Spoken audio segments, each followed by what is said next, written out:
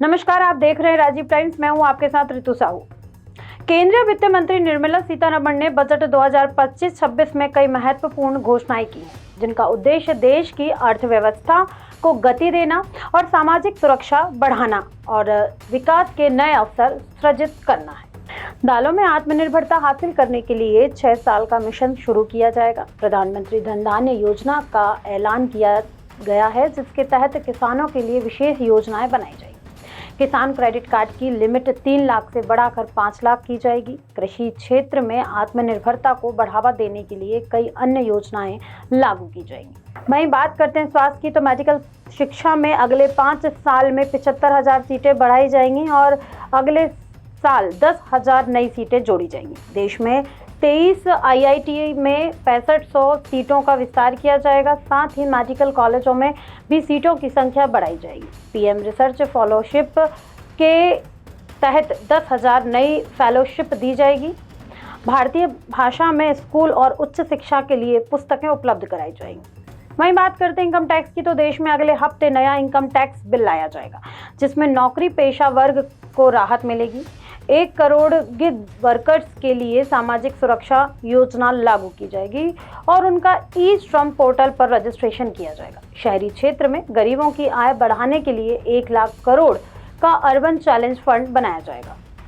MSME के लिए loan guarantee limit 5 crore से बढ़ाकर 10 करोड़ की जाएगी।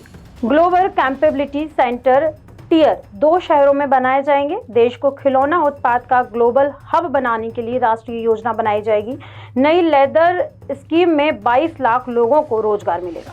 बिहार में national institute of food technology की स्थापना भी की जाएगी। वहीं बात करूं AI की, तो 500 करोड़ रुपए की राशि से 3 AI एक्सीलेंस सेंटर स्थापित किए जाएंगे। स्टार्टअप्स के लिए 10,000 करोड़ रुपए का फंड बनाया जाएगा।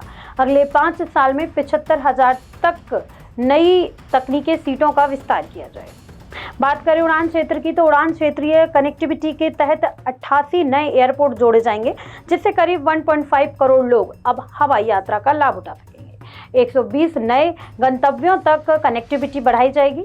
असम के नामरूप में 12.7 लाख मीट्रिक टन की वार्षिक क्षमता वाला यूरिया संयंत्र स्थापित किया जाएगा, जिससे यूरिया उत्पादन में आत्मनिर्भरता को बढ़ावा मिलेगा। पूर्वी क्षेत्र में बंद पड़े 3 यूरिया संयंत्रों को फिर से चालू किया जाएगा। राष्ट्रीय कौशल उत्कृष्टता केंद्रों का विस्तार करते हुए 5 नए केंद्र स्थापित किए जाएंगे। ज्ञान भारत मिशन के तहत 1 करोड़ मैन्यूस्क्रिप्ट का डिजिटाइजेशन किया जाएगा। केंद्रीय वित्त मंत्री निर्मला सीतारमण ने बजट 2025-26 में व्यापक और उद्योग को बढ़ावा देने के लिए कई महत्वपूर्ण कदम उठाए हैं। भारत ट्रेड नेट की स्थापना से अंतर्राष्ट्रीय व्यापार को सुदृढ़ किया जाएगा, जबकि 50 नए पर्यटन स्थल और 100 शहरों को उड़ान योजना से जोड़ा जाएगा। पहाड़ी इलाकों में नए छोटे एयरपोर्ट और बिहार में ग्रीनफील्ड एयरपोर्ट की स्थापना से यात्रा को सरल बनाया जाएगा। मेडिकल टूरिज्म को बढ़ावा देने के लिए वीजा नियमों में रियायत दी जाएगी। इसके अलावा न्यूक्लियर एनर्जी के R&D को बढ़ावा देने के लिए 20,000 करोड़ रुपए का फंड आवंटित किया जाएगा। खनन क्षेत्र में पारदर्शिता लाने के लिए खनन सूचकांक की स्थापना की जाएगी। 36 जीवन रक्षक दवाइयां टैक्स फ्री कर दी जाएंगी और कैंसर से जुड़ी दवाओं की कीमत घटाई गई है। बुनकरों द्वारा बनाए गए कपड़े, EV बैटरी और LED टीवी की कीमतों में भी कमी आएगी। साथ ही 82 सामानों से सेस हटाया जाएगा। यह बजट उपभोक्ताओं और व्यापारियों दोनों के लिए एक सकारात्मक बदलाव लेकर आया है, जो आर्थिक विकास और सुविधाओं को बढ़ावा देगा।